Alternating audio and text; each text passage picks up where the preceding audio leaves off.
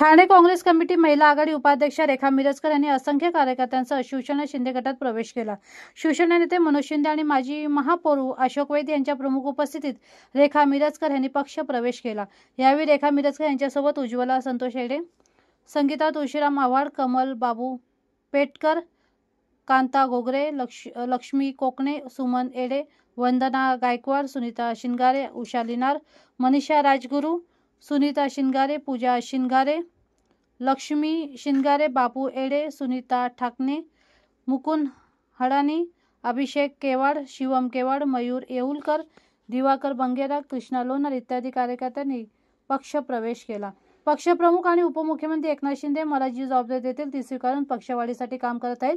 मनोज शिंदे यांनी माझ्यावर विश्वास ठेवून त्यांच्यावर काम करण्याची संधी दिली, त्यामुळे ही संधी वाया न घालवता त्यांच्यासोबत संघटनेचे काम करत असताना जनसंवादामार्फत जनतेचे प्रश्न सोडवण्यासाठी प्रयत्न करणार आहे, असे रेखा मिरजकर यांनी प्रसारमाध्यमांशी बोलताना सांगितले।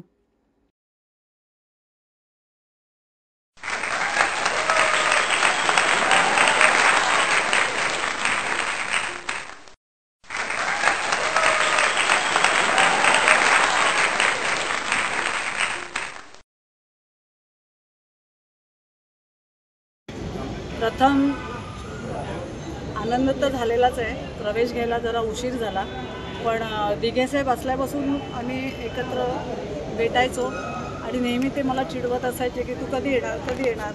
पण ठीक आहे, त्यावेळेला काँग्रेसची सत्ता होती, त्यामुळे आम्ही सगळे काँग्रेसमध्ये होतो।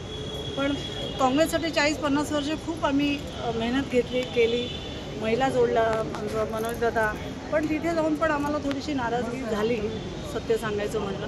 पण आता होळीचा चांगला दिवस आहे, आनंदगे साहेबांना स्मरण करून आम्ही इकडे प्रवेश घेतलेला आहे आणि याच्या पुढे जसं जमेल त्या पद्धतीने आम्हाला जसे आदेश येतील आणि आमचे महाराष्ट्राचे मुख्यमंत्री जसे आमचे वैती साहेब पण म्हणतात, जरी उपमुख्यमंत्री असले तरी ते आमचे मुख्यमंत्रीच आहेत, एकनाथ शिंदे साहेब, आणि त्यांच्या आदेशाचं आम्ही पालन करू।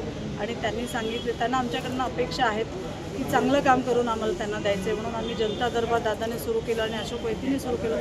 त्याच्यात आम्हाला त्यांच्याबरोबर बसण्याचा मान दिला आणि सगळ्या महिला म्हणजे जे काही केसेस येतात त्या लगेच निर्णय देतात, हे आम्हाला जास्त समाधान वाटतं। वॉर्ड टू वॉर्ड आम्ही लोक जोडायला चालू आणि हे सगळं एकनाथ शिंदे साहेबांच्या कानावर घालतोय आणि त्यांना ते आवडतं। इतके वर्ष मी 40-45 वर्ष मी काँग्रेसमध्ये घातलं, वाईट वाटतं, दुःख होतं, कारण आपण त्या पक्षाशी एकनिष्ठ राहिलो।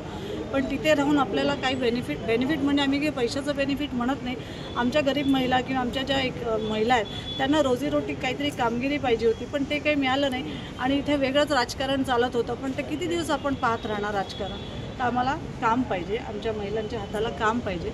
म्हणून मनोज दादाला आम्ही भेटलो जाऊन, मग मनोज दादा बोला की तुम्ही इकडे यायला काही हरकत नाही आणि तो विचार करून आम्ही मनोज दादा शिंदे दादांचं ऐकून आम्ही इकडे आलो।